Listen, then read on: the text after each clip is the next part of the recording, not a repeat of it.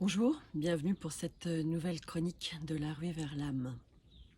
Aujourd'hui, je voudrais aborder un sujet un petit peu différent. C'est par rapport à ces êtres que nous aimons, qui nous sont chers, qui peuvent mourir d'une crise cardiaque comme ça en un instant, alors qu'ils sont encore dans la force de l'âge. Et, et ça nous laisse un vide. Et on ne comprend pas. Alors il m'est arrivé parfois de me connecter aux âmes de ces êtres chers partis comme ça en un instant, pour essayer de comprendre ce qui avait pu se passer. J'ai eu des réponses parce que j'arrivais à me brancher sur la fréquence vibratoire de ces personnes qui étaient très très très très proches de nous, puisque les enterrements n'avaient pas encore eu lieu, ou c'était le jour de l'enterrement que j'avais des réponses. Et un premier cas, par exemple, c'était un homme qui avait beaucoup d'amour pour sa famille d'origine, et qui habitait loin, dans un autre pays. Et il avait également beaucoup d'amour pour sa femme et sa fille. Et il ne savait pas comment, de son vivant, mais c'est ce qu'il m'a confié depuis cet autre côté du voile.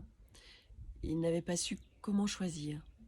L'espoir, c'était qu'à la retraite, il y ait un départ pour retourner aux origines et une espèce de devoir par rapport aux ancêtres, de retourner sur la terre natale. Mais ça signifiait emmener son épouse, donc couper son épouse de la fille, de leur fille, ce qui ne m'était pas très à l'aise, cet homme. Et c'est quelque chose qui avait sans doute dû tourner dans sa tête depuis des années. Et là, il était au moment de la retraite qui arrivait. Et il m'a confié qu'en fait, il ne savait pas quoi choisir. C'était un choix terrible. Et finalement, son âme avait trouvé une solution, à mourir.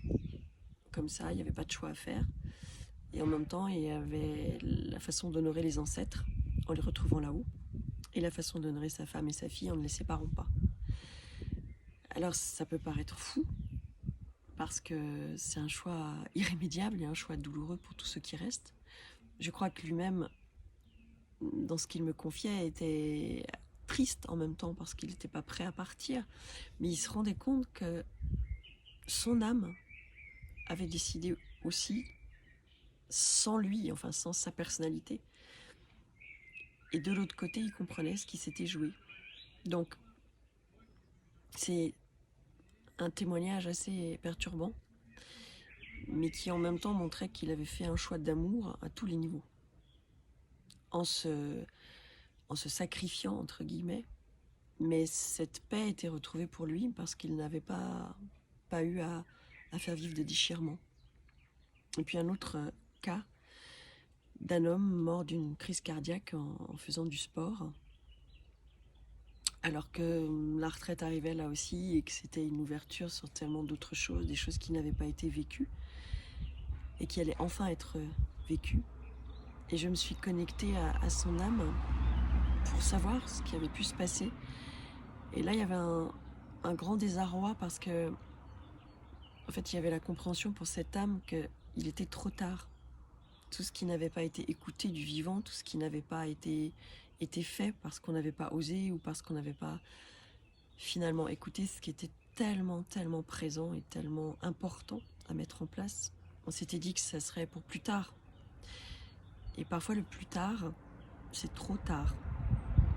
En tout cas, à travers cette volonté de refaire du sport avec une énergie et une force peut-être d'un jeune homme de 20 ans qu'il n'était plus, à surmener le corps, à créer une tension trop importante pour ce cœur qui avait tellement souffert de ne pas être alimenté par ce qui était le plus important pour l'âme, que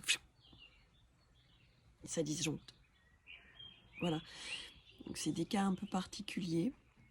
C'est, je pense, comme si de leur part, j'avais envie de transmettre le fait qu'il faut vraiment, vraiment écouter et vivre ce qui est primordial pour nous, pour notre âme. Quel est le sens de notre chemin de vie? Qu'est-ce qu'on est venu incarner? Pourquoi on est là? ce qui est tellement important à vivre qu'il faut vivre. Parce que sinon, cette vie peut s'en aller. Comme ça.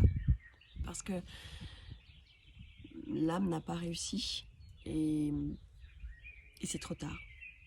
Alors, bien sûr, cette âme de l'autre côté va connaître l'apaisement, j'en suis certaine. Mais il y a peut-être ce petit regret qu'il faudra accueillir, qu'il faudra accepter. Ce petit regret de ce qui n'a pas été vécu ici, dans cette expérience. Voilà. Alors, vivez, si m'en croyez. N'attendez à demain. Au revoir.